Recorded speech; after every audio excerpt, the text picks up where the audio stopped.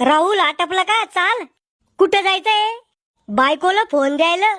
तू लगन कधी जमलं? मग लगन नाही जमलं. राहुलच्या बायकोला फोन द्यायला जायचंय. ती तुही बायको आहे का? बायको म्हणून राहिला तर नाही, वहिनीला फोन द्यायला जायचंय.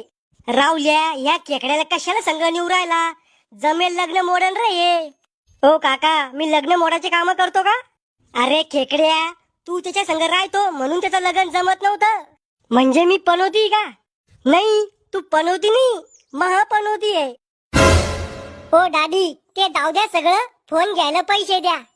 त्या साखरेच्या डब्यामध्ये 1000 रुपये पडेल ते घे. 1000 रुपये?